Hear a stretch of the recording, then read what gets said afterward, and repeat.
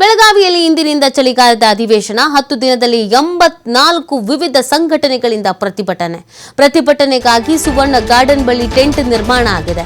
ಒಂದೇ ಕಡೆಯಲ್ಲಿ ಪ್ರತಿಭಟನೆಗೆ 6 ಟೆಂಟ್ಗಳ ನಿರ್ಮಾಣ ಆಗಿರೋದು. ಪ್ರತಿಭಟನಾಕಾರರ ಸಂಖ್ಯೆ ಆಧರಿಸಿ ಟೆಂಟ್ ನೀಡುವುದಕ್ಕೆ ತೀರ್ಮಾನಿಸಲಾಗಿದೆ. ಬೃಹತ್ ಪ್ರತಿಭಟನೆಗಾಗಿ ಓಲ್ಡ್ ಪಿಬಿ ರಸ್ತೆ ಬಳಿ ಪ್ರತ್ಯೇಕ ವ್ಯವಸ್ಥೆ ಮಾಡಿದ್ದಾರೆ.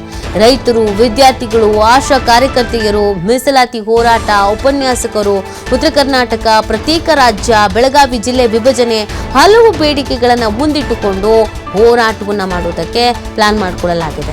ಅನೇಕ ಸಂಘಟನೆಗಳು, ವಿವಿಧ ಸಂಘ ಸಂಸ್ಥೆಗಳು ಅವರವರ ಬೇಡಿಕೆಗಳಿದೆಯಲ್ಲ, ವಿದ್ಯಾರ್ಥಿಗಳಿಗೂ ಒಂದಷ್ಟು ಬೇಡಿಕೆಗಳಿದೆ, ರೈತರದ್ದು ಒಂದಷ್ಟು ಬೇಡಿಕೆಗಳಿದೆ, ಅದರ ಜೊತೆಗೆ ಆಶಾ ಕಾರ್ಯಕರ್ತೆಯರದ್ದು ಒಂದಷ್ಟು ಬೇಡಿಕೆಗಳಿದೆ, ಕಾರ್ಮಿಕರದ್ದು ಒಂದಷ್ಟು ಬೇಡಿಕೆಗಳಿದೆ.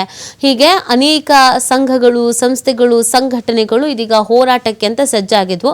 ಅವ್ರಿಗೆಲ್ಲ ಒಂದು ಕಡೆ ವ್ಯವಸ್ಥೆ ಮಾಡಿದ್ದಾರೆ. ಸುವರ್ಣ ಗಾರ್ಡನ್ ಬಳಿ ನೀವು ನೋಡ್ತಾ ಇರ್ಬೋದು, ಟೆಂಟ್ ಹಾಕಿದ್ದಾರೆ.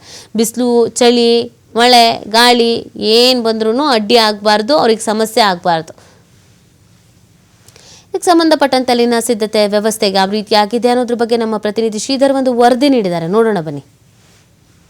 ಇಂದಿನಿಂದ ಚಳಿಗಾಲ ಅಧಿವೇಶನ ಆರಂಭ ಆಗ್ತಾ ಇದೆ. ಒಂದ್ ಕಡೆ ಸುವರ್ಣ ವಿಧಾನಸೌಧ ಒಳಗಡೆ ಉಭಯ ಕಲಾಪಗಳು ನಡೀತಾ ಇದ್ರೆ, ಮತ್ತೊಂದು ಕಡೆ ಸುವರ್ಣ ವಿಧಾನಸೌಧ ಹೊರಗಡೆ ಒಂದು ಸಾಲು ಪ್ರತಿಭಟನೆ ನಡೆಯಲಿದೆ ಅಂತ ಹೇಳ್ಬೋದು. ಈಗ ನಾವು ಬೆಳಗಾವಿ ಸುವರ್ಣ ವಿಧಾನಸೌಧದ ಹೊರಗಡೆ ಇರ್ತಕ್ಕಂಥ ಸುವರ್ಣ ಗಾರ್ಡನ್ ಇದ್ದೇವೆ. ನಾನು ನಿಮ್ಗೆ ತೋರಿಸ್ತಾ ಇದ್ದೀನಿ. ಇಲ್ಲಿ ಪ್ರತಿಭಟನೆ ಮಾಡೋದಕ್ಕೆ ಸಾಲು ಪ್ರತಿಭಟನೆ ಮಾಡೋದಕ್ಕೆ ಪೊಲೀಸ್ ಇಲಾಖೆಯಿಂದ ಒಂದು ಟೆಂಟ್ಗಳನ್ನು ವ್ಯವಸ್ಥೆ ಮಾಡಿರ್ತಕ್ಕಂಥದ್ದು. ಒಟ್ಟು 6 ಪ್ರತಿಭಟನಾ ಟೆಂಟ್ಗಳನ್ನ ಇಲ್ಲಿ ವ್ಯವಸ್ಥೆ ಮಾಡಲಾಗಿದೆ. ಪ್ರಮುಖವಾಗಿ 10 ದಿನಗಳ ಕಾಲ ಚಳಿಗಾಲ ಅಧಿವೇಶನ ಸಂದರ್ಭದಲ್ಲಿ ಸುವರ್ಣ ವಿಧಾನಸೌಧ ಹೊರಗಡೆ ಇರ್ತಕ್ಕಂಥ ಈ ಒಂದು ಸುವರ್ಣ ಗಾರ್ಡನ್ ಆಗಿರ್ಬೋದು ಮತ್ತು ಅಲಾರ್ವಾಡ್ ಆಗಿರ್ಬೋದು, ಇಲ್ಲಿ ಎರಡು ಕಡೆ ಏನು ಪ್ರತಿಭಟನಾ ಟೆಂಟ್ಗಳು ನಿರ್ಮಾಣ ಮಾಡಲಾಗಿದೆ. ಇಲ್ಲಿ ಒಟ್ಟು 84 ಸಂಘಟನೆಗಳು ಒಂದು ಪ್ರತಿಭಟನೆ ಮಾಡೋದಕ್ಕೆ ಅನುಮತಿಯನ್ನು ಪಡೆದುಕೊಂಡಿದೆ ಅಂತ ಹೇಳ್ಬೋದು. ಪ್ರಮುಖವಾಗಿ ಸುವರ್ಣ ವಿಧಾನಸೌಧದ ಮೊದಲ ದಿನ ಅಧಿವೇಶನ ಆಗಿರ್ತಕ್ಕಂಥ ಹಿನ್ನೆಲೆಯಲ್ಲಿ ಈ ಒಂದು ಇಲ್ಲಿ ಮೊದಲ ದಿನದ ಒಂದು ಹೋರಾಟದ ಕಾವು ಕಡಿಮೆ ಇರುತ್ತೆ.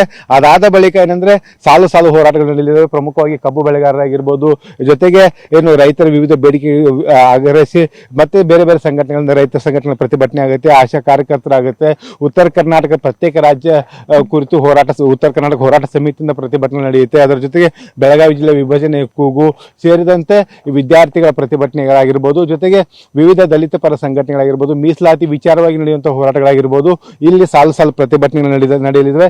ಪ್ರಮುಖವಾಗಿ ಒಂದು ಸುವರ್ಣ ವಿಧಾನಸೌಧದ ಸುತ್ತಲೂ 3 ಕಿಲೋಮೀಟರ್ ವ್ಯಾಪ್ತಿಯವರೆಗೆ ನಿಷೇಧಾಜ್ಞೆ ಜಾರಿ ಮಾಡಿರ್ತಕ್ಕಂಥ ಹಿನ್ನೆಲೆಯಲ್ಲಿ ಸುವರ್ಣ ವಿಧಾನಸೌಧ ಪಕ್ಕದಲ್ಲೇ ಒಂದು ಸುವರ್ಣ ಗಾರ್ಡನ್ ಮಾಡಲಾಗಿದೆ. ಇಲ್ಲಿ ಅನುಮತಿ ಪಡೆದಂತ ಸಂಘಟನೆಗಳಿಗೆ ಮಾತ್ರ ಒಂದು ಪ್ರತಿಭಟನಾ ಟೆಂಟ್ಗಳನ್ನ ನಿರ್ಮಿಸಲಾಗಿರ್ತಕ್ಕಂಥ. ಇಲ್ಲಿ ಅಂದ್ರೆ ಆಯಾ ಸಂಖ್ಯೆಗೆ ಅನುಗುಣವಾಗಿ ಆ ಟೆಂಟ್ ನಲ್ಲಿ ಅವರಿಗೆ ಪ್ರತಿಭಟನೆ ಮಾಡೋದಕ್ಕೆ ಅವಕಾಶ ಮಾಡಿಕೊಡಲಾಗುತ್ತೆ. ಇನ್ನು ಪ್ರಮುಖವಾಗಿ ಅತಿ ಹೆಚ್ಚಿನ ಏನು 1,000-2,000 ಜನರು ಇರ್ತಕ್ಕಂಥ ಹೋರಾಟಗಳು ನಡೀತಾ, ಅಂತ ಹೋರಾಟಗಳಿಗೆ ಕೂಡ ಒಂದು ಪ್ರತ್ಯೇಕವಾದಂತಹ ಟೆಂಟ್ ನ ವ್ಯವಸ್ಥೆ ಇರ್ತಕ್ಕಂಥದ್ದು. ಪ್ರಮುಖವಾಗಿ ಸಂಪೂರ್ಣ ಖಾಕಿ ಸರ್ಪಗಾವಲಿನಲ್ಲಿ ಒಂದು ಪ್ರತಿಭಟನೆ ಮಾಡೋದಕ್ಕೆ ಅವಕಾಶ ಇರುತ್ತೆ. ಪ್ರತಿಭಟನೆಗೆ ಬರುವಂತವ್ರು ಯಾವುದೇ ರೀತಿಯ ಒಂದು ಏನು ಪ್ರಾಣ ಹಾನಿ ಆಗುವಂತ ವಸ್ತುಗಳನ್ನು ತೆಗೆದುಕೊಂಡು ಬರೋದಕ್ಕೆ ಅವಕಾಶ ಇರುತ್ತೆ. ಸಂಪೂರ್ಣವಾಗಿ ತಪಾಸಣೆ ಮಾಡಿ ಅವರನ್ನ ಈ ಒಂದು ಪ್ರತಿಭಟನಾ ವೇದಿಕೆಯಲ್ಲಿ ಬಿಡಲಾಗುತ್ತೆ. ಪ್ರಮುಖವಾಗಿ 10 ದಿನಗಳ ಕಾಲ ನಡೆಯುವಂತ ಚಳಿಗಾಲ ಅಧಿವೇಶನ ಸಂದರ್ಭದಲ್ಲಿ ಒಂದ್ ಕಡೆ ಸದನದ ಒಳಗಡೆ ಏನು ವಿರೋಧ ಪಕ್ಷಗಳು ಸರ್ಕಾರವನ್ನು ಕಟ್ಟಿ ಹಾಕೋದಕ್ಕೆ ಎಲ್ಲ ರೀತಿಯ ರಣತಂತ್ರ ರೂಪಿಸಿದ್ರೆ, ಮತ್ತೊಂದ್ ಕಡೆ ಏನು ಸುವರ್ಣ ವಿಧಾನಸೌಧ ಹೊರಗಡೆ ಏನಂದ್ರೆ ಸಾಲು ಪ್ರತಿಭಟನೆ ಮೂಲಕ ತಮ್ಮ ಬೇಡಿಕೆಯನ್ನು ಈಡೇರಿಕೆ ಒತ್ತಾಯಿಸಿ ವಿವಿಧ ಸಂಘಟನೆಗಳು ಒಂದು ಪ್ರತಿಭಟನೆ ನಡೆಸಲಿದೆ ಅಂತ ಹೇಳ್ಬೋದು. ಒಟ್ಟಿನಲ್ಲಿ ಇಂದಿನಿಂದ ನಡೆಯುವಂತಹ ಚಳಿಗಾಲ ಅಧಿವೇಶನ ಒಳಗೆ ಉಭಯ ಕಲಾಪಗಳಲ್ಲಿ ವಿಪಕ್ಷಗಳು ಒಂದು ಸರ್ಕಾರದ ವಿರುದ್ಧ ಮುಗಿಬಿದ್ರೆ, ಸದನದ ಹೊರಗೆ ಏನು ಪ್ರತಿಭಟನೆಗಳ ಕಾವು ಏನಿದೆ ಸರ್ಕಾರಕ್ಕೆ ಬಿಸಿ ತಟ್ಟಲಿದೆ. ಕ್ಯಾಮ್ರಾಮನ್ ರವಿ ಜೊತೆ ಶ್ರೀಧರ್ ಕೊಟ್ಟಾರ್, ಟಿವಿ5 ಬೆಳಗಾವಿ.